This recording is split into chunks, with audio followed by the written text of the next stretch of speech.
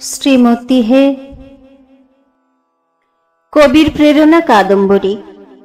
কাদম্বরী জ্যোতির জন্য উতলা, জ্যোতি বিনোদিনীর জন্য। মাঝে মাঝে জ্যোতি ভাবেন, বিনোদিনী কি তার জীবনের ফেম ফেটল? কি অনিবার্য আকর্ষণে সব ওলটপালট করে দিচ্ছে সে। প্রিয়তমা নতুন বউকেও আর তত প্রিয় মনে হয় না, অথচ বিনোদিনী ধরা দেয় না। কাদম্বরীকেই বা সামলাবেন কিভাবে? সে যে তিল তিল করে ধ্বংস করছে নিজেকে। কাদম্বরী ভাবছেন, জ্যোতি কার্তিকের মহান্ধ পোকার মতো আগুনে ঝাঁপ দিচ্ছেন। কি করে তাকে সরিয়ে আনবেন ওই নটির অগ্নিশিখা থেকে? কি করে বাঁচাবেন নিজেকে? রবি বুঝতে পারেন দুজনকেই। জ্যোতি দাদার কাছে বিনোদিনী এখন দেবী মিউজ। সরোজিনীর পর থেকেই তাকে নিয়ে পাগলা হয়ে আছেন, কিন্তু রবির মিউজ নতুন বৌঠান। এমন এক আশ্চর্য নারী, চাঁদনি রাতের আলোর মতো, কনক চাপার সৌরভের মতো যার উপস্থিতি, তাকে কেন চোখের জলে ভাসতে হবে? তার কথা ভাবতে ভাবতে পাতার পর পাতা কবিতা লিখে চলেন রবি। ভগ্ন হৃদয় কাব্যটি শেষ হতে চলল এবার। প্রথম স্বর্গ শুরু হয়েছিল বিলেত যাওয়ার আগে। সর্বনাশিনী সেই বিনোদিনীর থেকে অনেক দূরে শান্তিনিকেতনে চলে এলেন ওরা, রবি, জ্যোতি ও কাদম্বরী। সবুজের সেই অবারিত আঙিনায় কাদম্বরীকে ঘিরে দুই অসাধারণ যুবকের মনে দুরকম ঘূর্ণি পাকিয়ে ওঠে। একগুচ্ছ বকুল ফুল কুড়িয়ে এনেছেন কাদম্বরী। ফুল নাড়াচাড়া করতে করতে আদুরে গলায় বলেন, এই ফুলগুলো যেমন শুকিয়ে যাবে, আমিও একদিন শুকনো বকুলের মালার মতো তোমাদের ঘরের কোনায় পড়ে থাকব। রবির কানে কথাগুলো মনে হয় হেকেটি দেবীর বেদনা সঙ্গীত। এই প্যাথস থেকে জন্ম নেয় তার নতুন কবিতা। জ্যোতির মনে হয়, এই রে, কাদম্বরী আবার এসব প্রলাপ শুরু করেছে। কলকাতার জনমোহিনী জীবন থেকে, নাট্যরঙ্গ থেকে দূরে সরে এসেছেন তিনি, স্ত্রীর মন খারাপ সারিয়ে তুলবেন বলে। এখানে এসেও কি ওর মন ভালো হবে না? তিনি বলেন, নতুন বউ, তুমি কি শান্তিনিকেতনের এই উদাত্ত পরিবেশেও কোনো আনন্দ খুঁজে পাচ্ছ না? আমি কি আর নতুন আছি? তোমার চোখে আমি তো এখন পুরাতন। কাদম্বরীর অভিমান যায় না। আরো কত নতুন এসে গেছে তোমার জীবনে। রবির চমক লাগে। কে যেন বাতাসে ফিস ফিস করে বলে যাচ্ছে, হেথা হতে যাও পুরাতন। কে বলল? কে? না গো, হেকেটি দেবী। রবিও রহস্য করেন, তুমি বুঝি সত্যি বুঝতে পারছো না এ বই কার চরণ কমলে অর্ঘ্য দিতে চাই? চরণে দিনুগো আনি এ ভগ্ন হৃদয় খানি, চরণ রঞ্জিবে তব হৃদি শোণিত ধারা। কিন্তু সে কার চরণ কমলে? কাদম্বরী বুঝিও বোঝেন না যেন। সেই তার, রবি বলেন, বিলেতে গিয়েও যার ছায়া ঘাড় থেকে নামাতে পারিনি। যেখানে যাই যার ছায়া পিছু ধাওয়া করে। তাহলে এবার সে তোমার ঘাড় মটকাবে, কাদম্বরী হাসতে হাসতে বললেন। হাসি যেন রবির সারা গায়ে জুঁই ফুলের মতো ঝরে পড়ল। রবি অস্ফুটে উচ্চারণ করেন, আধার হৃদয় মাঝে দেবীর প্রতিমা পারা। প্রথম বেরোলো ভারতীতে, তারপর ভগ্নহৃদয় বই হয়ে বেরোলো 1881 জুন মাস নাগাদ। তখন থেকেই শুরু শ্রীমতী হে কে নিয়ে নানা জল্পনা। অলীকবাবু নাটকে একবার হেমাঙ্গিনী সেজেছিলেন কাদম্বরী, আবার ঘনিষ্ঠজনেরা তাকে হেকেটি বলে ডাকেন। তবে তিনি কি শ্রীমতী হে? জ্ঞানদাও বলতে ছাড়েন না। বই হাতে নিয়ে তার প্রথম কথা, শেষে কাদম্বরীকে উৎসর্গ করতে হলো রবি। এমন আড়াল করে কবিরা তো স্বপ্নের নারীকে উৎসর্গ করে জানতাম। রবির মন খারাপ হয়। মেজ বৌঠানের সব ভালো, শুধু কেন যে নতুন বৌঠানকে দেখতে পারেন না। দুজনের মধ্যে যেন অদৃশ্য রেষারেষি। মুখে অবশ্য বলেন, তুমি কি করে জানলে কাকে উৎসর্গ করেছি? কবিদের সব কথা প্রকাশ হয়ে গেলেই বিপদ।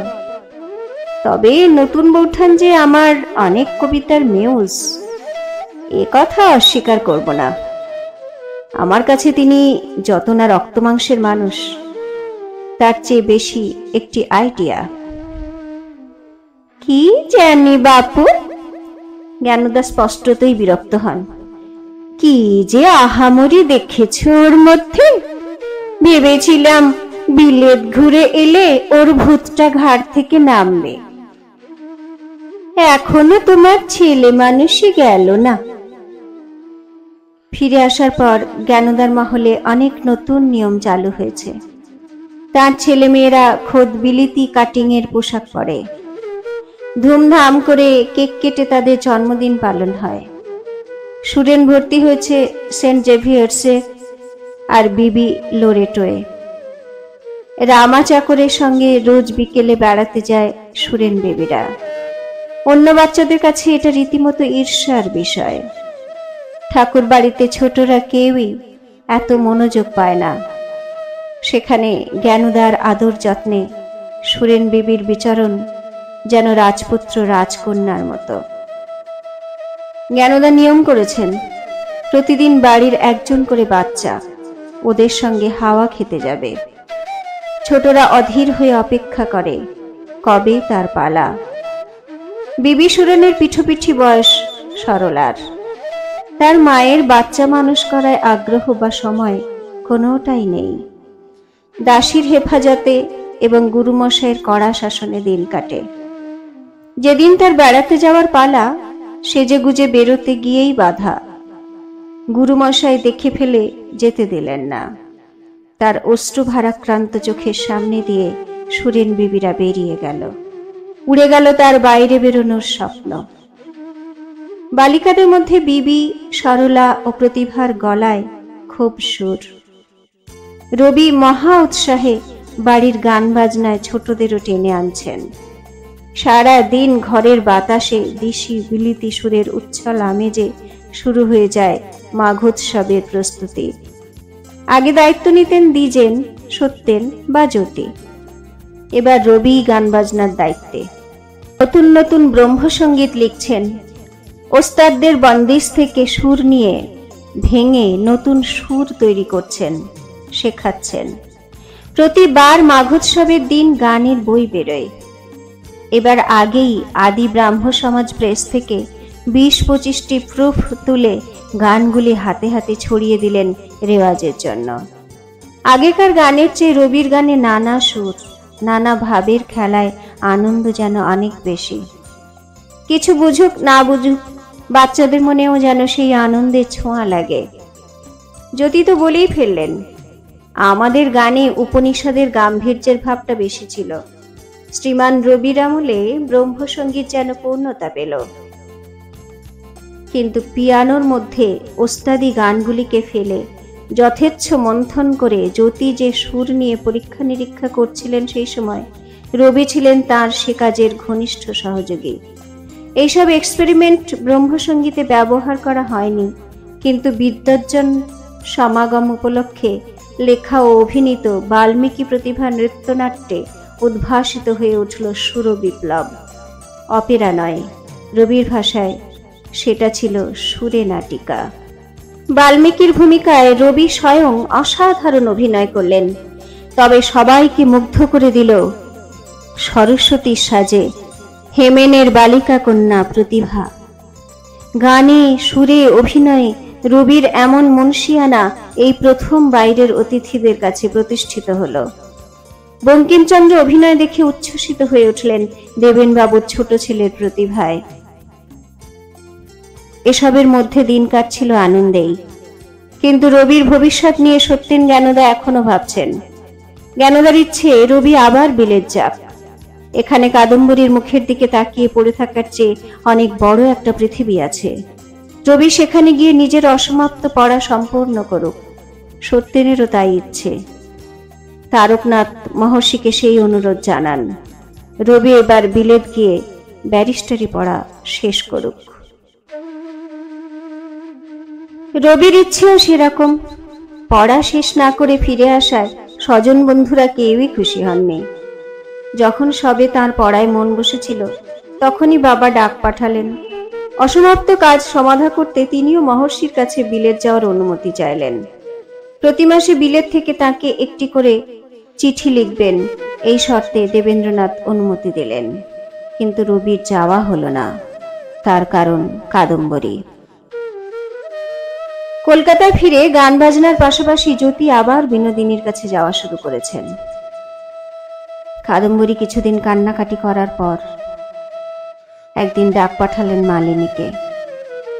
বইয়ের বোঝা নামিয়ে মালিনী মেঝেতে বসে পড়ে। নতুন বৌঠান, তোমার ঘরে একটা অন্যরকম গন্ধ আছে। এলেই কেমন উদাস উদাস লাগে। অধীর কাদম্বরী কাজের কথায় আসেন। চল মালিনী, একদিন নাটক দেখতে যাই। বিনোদিনী নাকি গিরিশ ঘোষের একটা নতুন থিয়েটার করছে। দেখবে বৌঠান? মালিনী সতর্ক হয়। দেখো, আবার ধরা পড়ে যাব না তো। এখন আবার বাড়িতে মেজ বৌঠান আছেন, সব দিকে তার নজর। পড়লে পড়বো। কাদম্বরী মরিয়া, তুই টিকিট কাটার ব্যবস্থা কর। সেবারের মতো আমি, তুই আর রূপা। রূপাও উৎসাহী, ছটফট করে বলে, নতুন বৌঠান, রবি দাদাকে চুপি চুপি সঙ্গে যেতে বলো না, বেশ মজা হবে। কাদম্বরী ভাবেন, মন্দ না কথাটা, কিন্তু রবি যদি রাজি না হয়, কিংবা রাজি হবেই বা না কেন, সে তো শকুন্তলার মুগ্ধ হরিণ শিশুর মতো আমার পায়ে পায়ে ঘোরে। আয়নার সামনে দাঁড়িয়ে খোঁপায় বেলফুলের মালা জড়াচ্ছিলেন কাদম্বরী। আনমনে বললেন, সে বলা যায়, কিন্তু রবিকে তো সবাই চিনে ফেলবে, আর জল্পনা করবে ওর সঙ্গে ঘুমটা ঢাকা মহিলাটিকে। সে যার যা খুশি ভাবুক না, রূপা পরোয়া করে না। তোমার মুখ তো কেউ দেখতে পাবে না।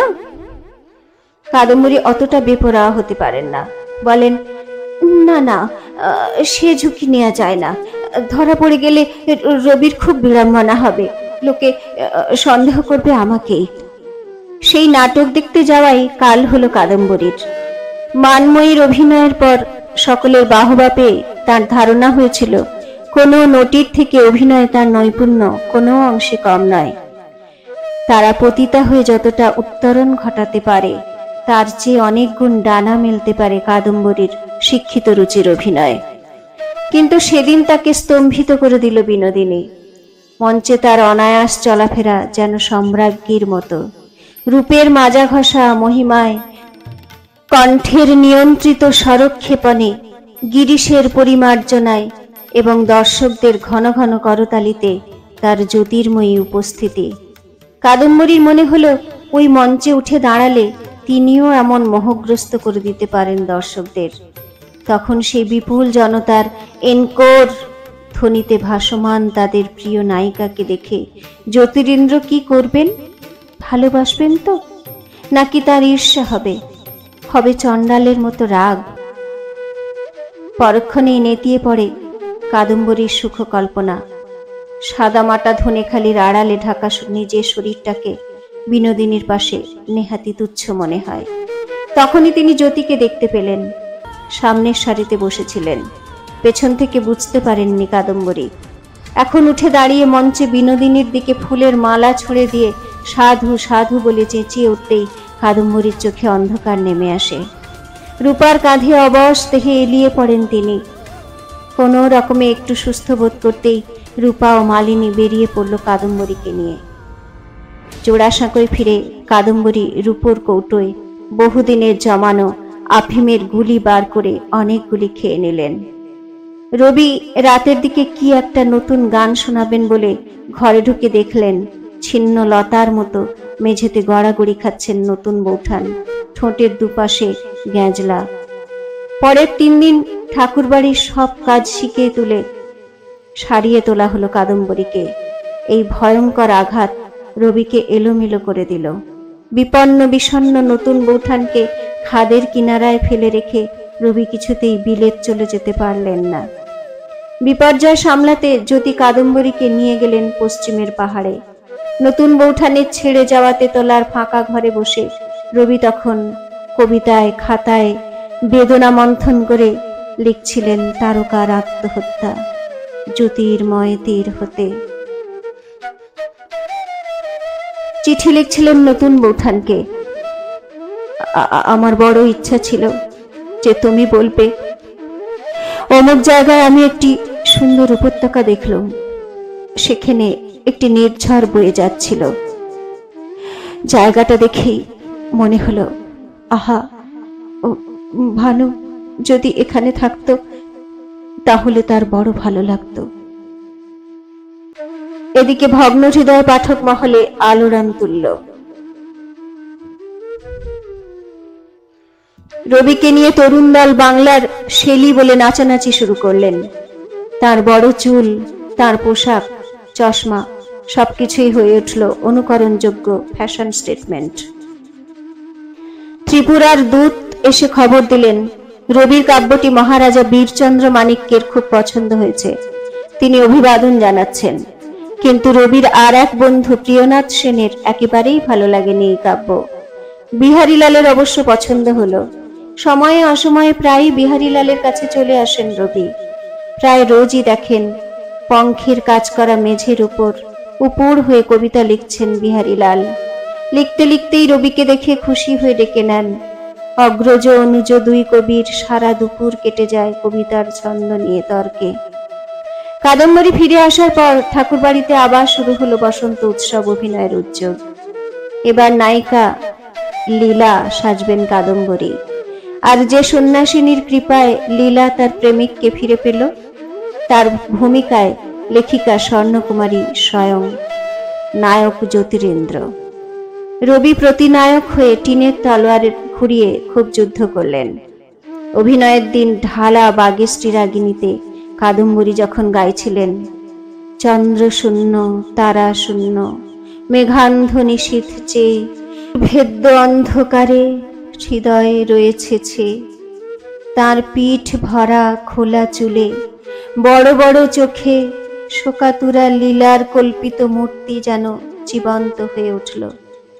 রবি, জ্যোতি, স্বর্ণকুমারীরা যতই কাদম্বরীকে আনন্দে রাখার চেষ্টা করুন, বাড়ির মেয়ে মহল কিন্তু কাদম্বরীকে ছেড়ে কথা বলল না। তরকারির আসরে এসে বসতে না বসতেই শুরু হয়ে যায় টিকা টিপ্পনি। কেউ বললেন, কি গো নতুন বউ, এত নাটুকে পড়া কেন? দুঃখ কষ্ট তো সবার আছে, আমরা তো বাপু অমন করে বিষ খাইনি। খেলেই যদি অত অল্প করে খেলে কেন? সেই তো ফিরে আসতে হলো আমাদের মধ্যে। এখান থেকে কর্তাদের যত ঝুট ঝামেলা পোয়াতে হচ্ছে, ভাইরে জ্যোতি ঠাকুরকে নিয়ে কত কানাকানি, নিজের বরকে এমন বদনাম করে মুখ দেখাচ্ছ কি করে? এত বিষ এদের জিভে। কালো হয়ে যায় কাদম্বরীর মুখ। সত্যি তার মরে যাওয়াই ছিল ভালো। কেন যে রবি বাঁচিয়ে তুলল। চোখ দিয়ে টপ টপ করে ঝরে পড়ে রূপলি বেদনা। জ্ঞানদাও অসন্তুষ্ট তার উপর। এমনি করে বাড়ির লোকের বদনাম করা তিনি মেনে নিতে পারেন না। কাদম্বরীকে আঘাত দিয়ে বললেন, এখন কেঁদে কি হবে নতুন বউ? তুমি নিজের মুখ পুড়িয়েছ, আমাদেরও। এই কথা চাপা দিতে কত টাকা খরচ হয়েছে জানো? আর নতুনের মুখের দিকে তো তাকানো যাচ্ছে না। এত ভালোবেসে এই প্রতিদান পেল সে। রূপা আর চুপ থাকতে পারে না, বলে, মেজ বৌঠান, তোমরা কেউ ওর দুঃখটা বুঝছো না? কেউ কি সাত করে এমন করে? ওকে একটু সামলাতে দাও না। জ্ঞানদা রুষ্ট স্বরে বলেন, তুই চুপ কর রূপা, সব ব্যাপারে কথা বলিস না। আর নতুন বউ, তোমাকে বলি, জীবনে অনেক ঝড়ঝাপটা আসে, কিন্তু সেই চ্যালেঞ্জ নেওয়াটাই তো বেঁচে থাকা। আমি বিলেতে অসুস্থ বাচ্চাগুলোকে নিয়ে রুগ্ন শরীরে একা একা কিভাবে দিন কাটিয়েছি তুমি ভাবতেও পারবে না। আফিম খাওয়াটা ভীরুতা। নিজে জ্বলছ, নতুনকেও জ্বালাচ্ছ। আমি প্রথম থেকেই জানতাম তুমি পারবে না। নতুনের মতো পুরুষকে বেঁধে রাখতে পারে না তোমার মতো মেয়েরা। আমি কিরকম? জল ভরা চোখে ফুঁসে ওঠেন কাদম্বরী। সব বুঝলাম মেজদি, কিন্তু আমি যেভাবে দিনের পর দিন নিজের স্বামীকে আগুনের দিকে ধাবমান পতঙ্গের মতো বাজারের নুটির দিকে ছুটে যেতে দেখেও হাসি মুখে সহ্য করেছি, সেটা কি তুমি পারতে? এ তোমার মিথ্যে সন্দেহ নতুন বউ। জ্যোতির রূপগুণে নটিরা সবাই মাতোয়ারা, কিন্তু জ্যোতি তোমার প্রতি কোনো অবহেলা করেনি। আজও সে তোমাকে নিয়ে বেড়াতে যায়, তোমাকে নায়িকা সাজিয়ে গীতিনাট্য করে। ওসব লোক দেখানো। কাদম্বরী খুব নিচু গলায় বলেন, ও আর আমাকে ভালোবাসে না। আমি আমার সেই জীবন সঙ্গীকে চিনতে পারি না আর। সৌদামিনী এখন অন্দরের কর্ত্রী। জল চৌকিতে বসে রূপোর পিকদানে পিক ফেলে বলেন, শোনো বাছা, একটা মিঠে পান মুখে দাও দেখি। হঠাৎ পানের প্রস্তাবে কাদম্বরী তার দিকে তাকান। সৌদামিনী একটি পান এগিয়ে দিয়ে বললেন, শোনো, পুরুষেরা একটু বারমুখী হতে পারে, কিন্তু তুমি যদি সন্দেহবাতিক দেখাও তাহলে জ্যোতি আর ঘরে ফিরতেই চাইবে না। ঠান্ডা মাথায় একটু কায়দা করে চলো, দেখবে সংকট কেটে যাবে। পেছন থেকে মুখ লুকিয়ে কে যেন বলে ওঠে, বাজা বউয়ের আবার বায়নাক্কা কত। স্বামী তো ওই জন্যই মুখ ফেরাচ্ছে। কোল ভরে একটা ছেলে আনতে পারলে দেখতাম। বর ঘরে ফেরে কি না। এই, কে বললে গো? রূপা আবার ঝামটে ওঠে। আড়াল থেকে জানাও তাই বলবে? যাদের খাচ্ছ পড়ছ তাদেরই কথা শোনাও। ও বাবা, এ যে নতুন বউ কালকেউটের ছানা পুষেছে। আবার পেছন থেকে কে বলে ওঠে। ঠাকুর বাড়ির অসংখ্য আশ্রিত মহিলাদের মধ্যে অনেকেই এই আসরে তরকারি নিয়ে বসে। তাদেরই কেউ কেউ টিপ্পনি কাটছে পেছন থেকে। এক বয়স্কা বিধবা সামনাসামনি বলে ফেললেন মনের কথা, নতুন বউ, কিছু মনে করো না। তুমি বাপু একটু অপয়া আছো। উর্মিলাটা তোমার কাছে ছিল, পড়ে গেল, আর তোমার ঘুমই ভাঙল না। নিজের কোলে ছেলে পুলে এলো না, দোষ আছে। চুপচাপ থাকো। বেশ তো ছিলে ফুরুত ফুরুত গান বাজনা নিয়ে, এখন আবার এসব আফিম খেয়ে নাটক করা কেন? তীব্র শোকের বিদ্যুৎ প্রবাহে মাথা টলে ওঠে কাদম্বরীর। উর্মিলার কথা মনে পড়ে জ্ঞান হারাচ্ছেন তিনি। জ্ঞানদা তাড়াতাড়ি ধরে বসান তাকে। রূপাকে বলেন ওকে ঘরে নিয়ে যেতে। যেতে যেতেই রূপার ঘাড়ে মাথা রেখে কাদম্বরী পাগলিনীর মতো গুনগুনিয়ে গেয়ে ওঠেন মানময়ীর একটি গানের কলি।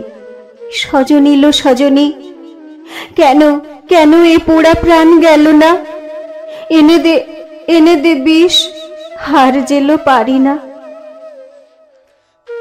কাদম্বরী এরপর আর জোড়াসাঁকোর বাড়িতে থাকতে চাইলেন না। জ্যোতি ও রবির সঙ্গে চন্দননগরের গঙ্গা তীরের একটি বাগান বাড়িতে এসে উঠলেন। কয়েক বছর আগেও এখানে এসে মুগ্ধ হয়েছিলেন ওরা। ঠাকুর বাড়ির কোলাহল থেকে দূরে গঙ্গার কোলে সেই বাড়ি যেন এক স্বপ্ন রাজ্য। ঘাটে বাঁধা থাকে একটা ডিঙি নৌকো। অক্ষয় এলে ডিঙি চড়ে মাঝ নদীতে গিয়েও গান বাজনার পালা শুরু হয়ে যায়। দিনের পর দিন কেটে যায় অলস মায়ায়। সন্ধ্যা কাটে নদীর ঘাসে বসে গান গেয়ে। এমনকি কোনো দিন রাত হয়ে যায়, তবু গঙ্গার তীর থেকে নড়তে চান না কাদম্বরী। এখানে এসেও জ্যোতিকেও অনেক কাছে পেয়েছেন, যদিও প্রায় দিনই কলকাতায় যাওয়া আসা করেন জ্যোতি। কিছুদিন পর বাড়ি পাল্টে মুরান সাহেবের বাংলোয়, সেও গঙ্গার ধারে। কাদম্বরীর বিক্ষিপ্ত মনের ওপর দিয়ে গঙ্গার বাতাস যেন স্নেহের স্পর্শ দিয়ে ছুঁয়ে যায়। রবিও সতর্ক থাকেন যাতে বৌঠানের মনে কোনো মেঘ না জমে। জ্যোতির অনুপস্থিতিতে হাসি, গল্পে, গানে, কবিতায় ভরিয়ে রাখেন কাদম্বরীর অবসর। সেখান থেকে কলকাতার সদর স্ট্রিটের একটি ভাড়া বাড়িতে 1881 থেকে 82 সালের অনেকটা সময় জুড়ে জোড়াসাঁকোর বাইরেই কাটাচ্ছিলেন তিন সঙ্গে। কাদম্বরী জোড়াসাঁকোয় ফিরতে চান না। ঠাকুর বাড়ির মেয়েদের গঞ্জনা থেকে দূরে তেতলার ঘরের নিঃসীম একাকিত্ব এড়িয়ে সদর স্ট্রিটের বাড়িটাই গুছিয়ে নেন তিনি। জ্যোতি সবসময় বাড়ি না এলেও রবি তো আছেই। রবি লেখার টেবিলে বসলে তার জন্য মৌসাম্বির শরবত এনে দেন কাদম্বরী। কখনো বা ছাদের আলিশায় সূর্যাস্তের আকাশের দিকে তাকিয়ে গল্প করতে করতে দিব্যি কেটে যায় দেওর বৌদের। একদিন বইমালিনী এসে হাজির হয় আশ্চর্য সব গল্পের ঝুলি নিয়ে। তাকে দেখলেই কাদম্বরী আজকাল আগের মতন জাদু গল্প শুনতে চান। তার যেন জাদু গল্পের নেশা ধরে গেছে। কিন্তু আগের মতো মালিনীর চোখের সামনে সবসময় ওরকম ম্যাজিক খেলে না। কোনোদিন সে বলে, তার চেয়ে আগের মতো নতুন নতুন বই দেখাই বৌঠান, দেখো না এই বইটা, সেদিন স্বর্ণদিদির খুব পছন্দ হয়েছে। কাদম্বরীর মনে লাগে না। ওসব নতুন বইয়ের খবর তো রবির কাছে, জ্যোতির কাছেই শোনা যায়। এখন তো তিনি আর নেহাত অন্তঃপুরচারিণী নন। মালিনী ছাড়াও তার বই জোগাড়ের অন্য পথ আছে। মালিনী কাছে এলেই তার বুক দুরু দুরু করে। না জানে কি রহস্যময় কাহিনী শোনা যাবে, যা প্রতিধ্বনির মতো তার জীবনের গূঢ় গোপনকে মনে করিয়ে দেয়, যা প্রতিবিম্বের মতো সামনে এসে দাঁড়ায়। বল না মালিনী, কাদম্বরী রোজ অনুনয় করেন। তেমন আশ্চর্য একটা গল্প যা ছাপা হয়নি অথচ কোনো অজানা ইথার তরঙ্গে লেখা হয়েছে। একদিন মালিনী এলো হাতে লেখা কয়েকটি ভূর্জপত্র নিয়ে। উদ্ভাসিত মুখে বলল, এবার তোমাকে অবাক করে দেব নতুন বৌঠান। ঠোঁটে কৌতুক ছড়িয়ে সেই পুঁথির পাতা থেকে পড়ে শোনাতে থাকে সে। অনেকদিন কোনো গান রচনা করা হয়নি। সেই জ্বরের ঘোরে রবি একটা গান বাঁধবার চেষ্টা করলো। একটি দুটি লাইন ঠিক এসে গেল। তৃতীয় লাইনটা ভাবতে গিয়ে গুলিয়ে গেল প্রথম লাইনটাই। কিছুতেই মনে পড়ে না। সেটা হাতড়াতে গিয়ে আবার তৃতীয় লাইনটা হারিয়ে যায়। কপালে একটা হাতের ছোঁয়া লাগতে চমকে উঠল রবি। ঘাড় ঘুরিয়ে দেখল শিওরের কাছে দাঁড়িয়ে আছেন কাদম্বরী। উড়ি খুড়ি চুল, চোখ দুটি ছলছলে, শরীরে একটা আটপৌরে হলুদ শাড়ি জড়ানো। দুজনে পরস্পরের চোখের দিকে চেয়ে রইল বেশ কিছুক্ষণ। এর মধ্যে রবি গিয়েছিল কাদম্বরীর কাছে ক্ষমা চাইতে। কাদম্বরী উদাসীনভাবে কাটা কাটা উত্তর দিয়েছেন। রবি বুঝতে পেরেছিল ওর রাগ পড়েনি। তারপর কাদম্বরী অসুখে শয্যাশায়িনী হলেন। মনোর মা আর নিস্তারিণী দাসী তার ঘরে বসে থাকে। রবি সকাল বিকেল দেখে এসেছে, অন্তরঙ্গ কোনো কথা হয়নি। জ্যোতিরিন্দ্রনাথ জমিদারির কাজে গিয়েছেন শিলাইদহে। জোড়াসাঁকো থেকে 2 জন কর্মচারী এসে রয়েছে এ বাড়িতে। রবি অস্ফুটস্বরে বলল, নতুন বৌঠান? কাদম্বরী বললেন, রবি, তোমার অসুখ হয়েছে, আমাকে খবর দাওনি? রবি কাদম্বরীর ডান হাতখানি ধরল। সে হাত খুব উষ্ণ। কাদম্বরীর মুখ দেখলেও টের পাওয়া যায় জ্বরের ঝাঁঝ। রবি বলল, তোমারও তো বেশ জ্বর, তুমি উঠে এলে কেন? কাদম্বরী বললেন, মেয়ে মানুষের জ্বর হলে কিছু হয় না। সরকার মশাইকে জানাচ্ছি, নীলু ডাক্তারকে ডেকে আনুক তোমার জন্য। এত জ্বর, তোমার কপালে জলপটি দেওয়া হয়নি? রবি বলল, এক্ষুনি ডাক্তার ডাকার দরকার নেই, মোটে একদিনের জ্বর, আমার এমনি ঠিক হয়ে যাবে। কাদম্বরী বললেন, তুমি চুপটি করে শুয়ে পড়ো, এক্ষুনি আসছি। রূপোর বাটিতে ঠান্ডা জল আর পরিষ্কার এক টুকরো কাপড় নিয়ে একটু পরেই ফিরে এলেন কাদম্বরী। একপাশে বসে রবির কপালে জলপট্টি দিলেন যত্ন করে। রবি বলল, এ তোমার ভারী অন্যায় নতুন বৌঠান, তোমার এখন শুয়ে থাকার কথা, তুমি জলপট্টি নাওনি কেন? কাদম্বরী বললেন, তোমার এই মাথায় কত কি চিন্তা করতে হয়, বেশি গরম হলে ক্ষতি হতে পারে, আমাদের মাথার আর কি দাম আছে? রবি বলল, চিন্তা সব মানুষই করে, তবে তোমার মনের মধ্যে কি যে চলে তার আমি কোনো হদিশ পাই না। কাদম্বরী হেসে বললেন, হদিশ করার সময় কোথায় তোমার? রবি বলল, আমি দোষ করেছি, আমি দোষ করেছি, পথভ্রান্ত হয়েছিলাম, কিন্তু সেই দোষ কি একেবারে ক্ষমার অযোগ্য? কাদম্বরী বললেন, ক্ষমার প্রশ্নই আসে না রবি, তুমি কি সর্বক্ষণ বাড়িতে বসে থাকবে নাকি আমার জন্য? আমি বুঝি তা বুঝি না? রবি বলল, একটা লাভ হলো কি জানো নতুন বৌঠান, এই কয়েক মাস অন্যদের কাছে ঘুরে ঘুরে আমার উপলব্ধি হলো, তোমার কাছাকাছি থাকতেই আমার সবচেয়ে বেশি ভালো লাগে। 2 দিন বাদে জ্বর ছাড়ল রবির, কাদম্বরী ছাড়ল তার পরের দিন। আবার শনিবারে দুজনেরই একসঙ্গে জ্বর এলো। নীলমাধব ডাক্তার দুজনকেই ওষুধ দিলেন। সেই ওষুধে জ্বর ছাড়ে আবার আসে। এই পালা জ্বর ক্রমে গা সহ্য হয়ে গেল।